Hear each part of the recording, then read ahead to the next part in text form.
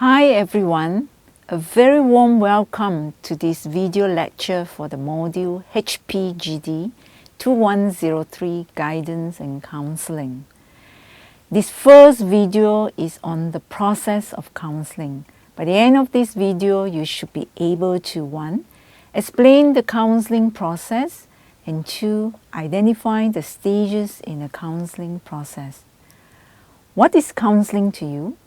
Is there a process involved in counseling?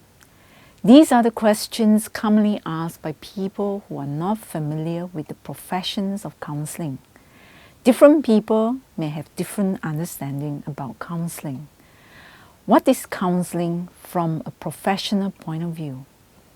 Counseling is an interaction in a therapeutic setting, focusing primarily on conversations about relationships, beliefs, and behaviors. Since the conversations is on serious matters, there must be a process involved. The counseling process is a planned, structured dialogue between a counselor and a client. Structured dialogue means that there must be a beginning and ending. It is a cooperative process in which the counselor helps the client to identify sources of difficulties or concerns that he or she is experiencing. Together, they develop ways to deal with these problems and overcome them. In the process, the client acquires new skills and increased understanding of himself or herself and also others. Generally, there are 5 stages of development in the counseling process. We will discuss these 5 stages in this video. Bear in mind that the number of stages can vary according to the theoretical perspective used by the counseling expert.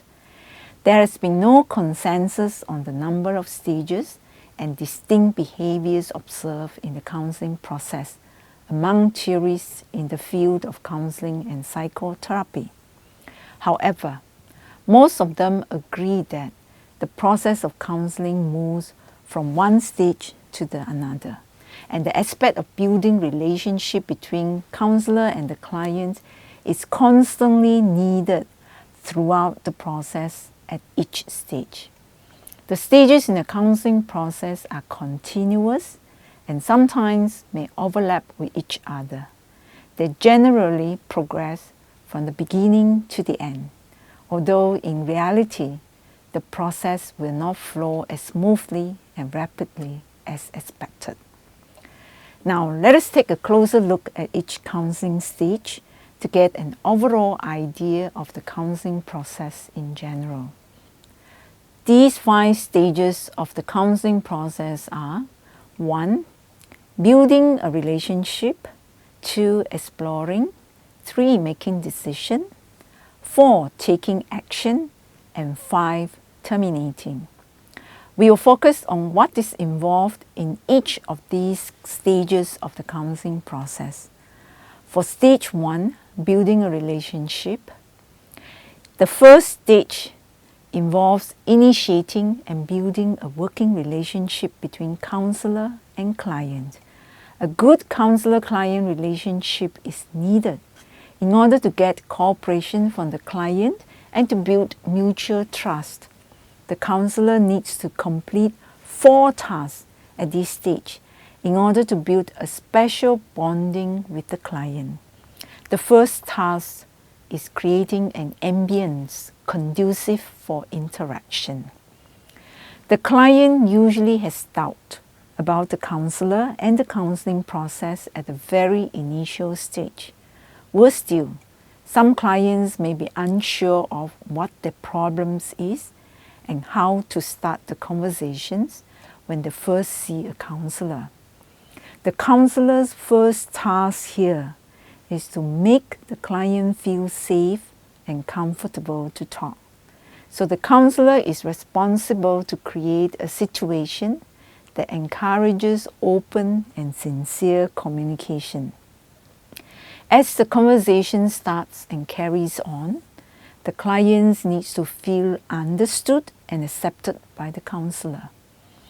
Therefore, When the client starts to talk, it is crucial for the counselor to listen attentively, using both verbal and non-verbal language, show empathy and respect, and respond appropriately to the client.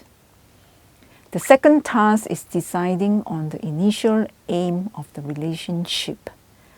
Clients come to meet a counselor for various reasons. Some seek assistance to become a better person. Some are aware of the psychological problems, but some are confused with the problems and unsure of the reasons for seeking a professional help. It is important for the counselor and client to mutually agree on the problems that they are willing to work on. This initial aim may need to be refined later if the target problems to be dealt with is only a presenting problems, not the actual problems experienced by the client. For instance, a student may come to see a counselor complaining about not being able to concentrate on her studies as the presenting problems, something safe to talk about at the beginning.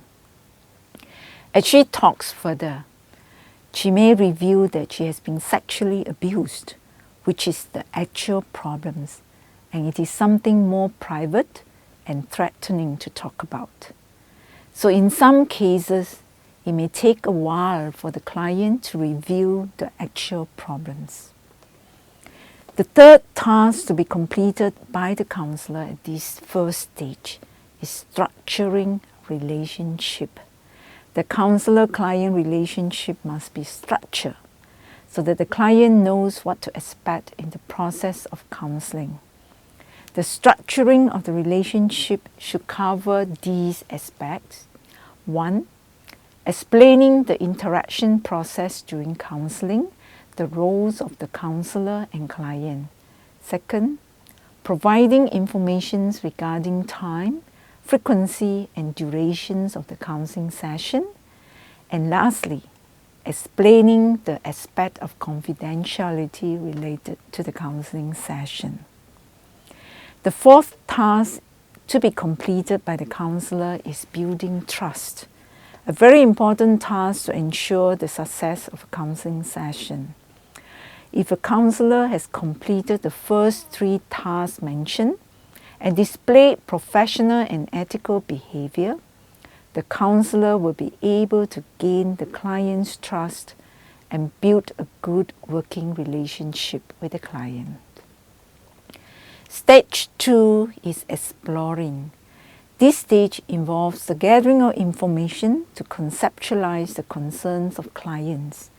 It involves the collection and classification of information about the client's life situation, his or her reasons for seeking counseling, the scope of the client's problems, the client's level of daily functioning, the client's way of thinking and changing, the client's life pattern, as well as the client's inner strength and resources.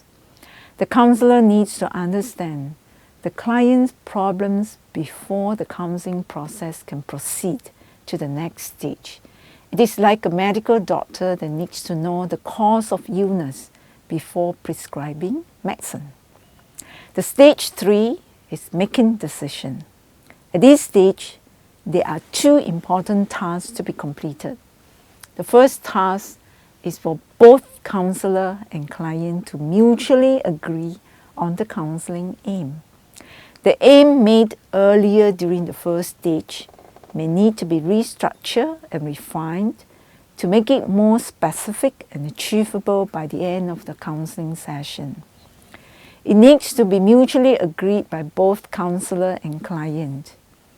This aim is very important to the success of counseling because it gives direction to where the counseling sessions is heading to. It is like a footballer who needs to know where the goal is before he can aim and kick the ball to the goal. The second task to be completed at this stage is to make decisions on the counseling strategies to be implemented. The choice of counseling strategies may be influenced by the type of problem and cultural background of the client, and also the theoretical orientation, knowledge, and experience of the counselor. Stage 4 of the counseling process is taking action. This stage involves the use of intervention strategy by a counselor in order to help clients deal with their problems. The main task at this stage is to help clients handle their problems and guide them so that they could function more effectively. There are different points of view concerning what a good counselor should do with the client, depending on the theoretical positions that the counselor subscribes to. For example, the person-centered approach suggests that the counselor places emphasis on the relationship by showing empathy and concern, whereas the behavioral approach attempts to initiate activities that help clients alter their behavior.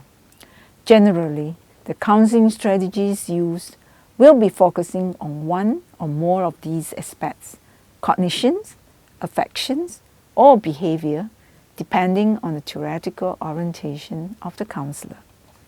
Let us move on to the final stage of the counseling process, and that is stage 5, terminating. This stage involves the evaluations of the outcome of the counseling process and terminations of the counseling relationship.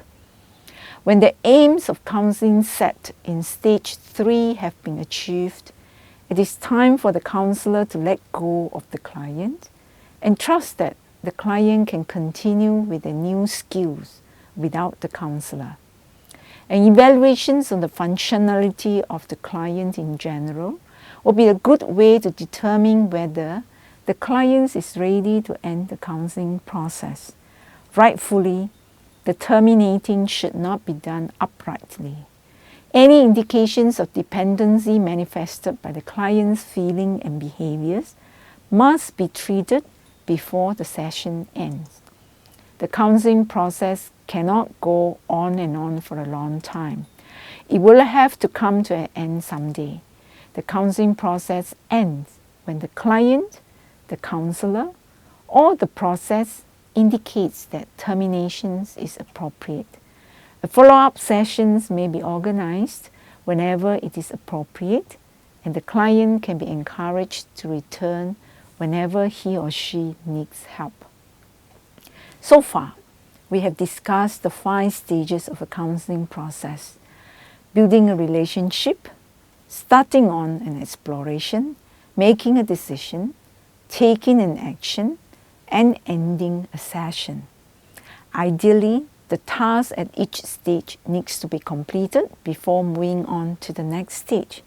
However, in real life, the process of counseling may not flow smoothly from one stage to the next. Sometimes the counselor may have to spend more time at a particular stage, and other times the counselor may have to revisit the earlier stage. I hope you find this video helpful. Please log on to my Inspire forum to discuss this question. What does a counselor need to do at the beginning of a counseling session to ensure the success of the counseling later? So I hope you learned much from this video. All the best to you. See you.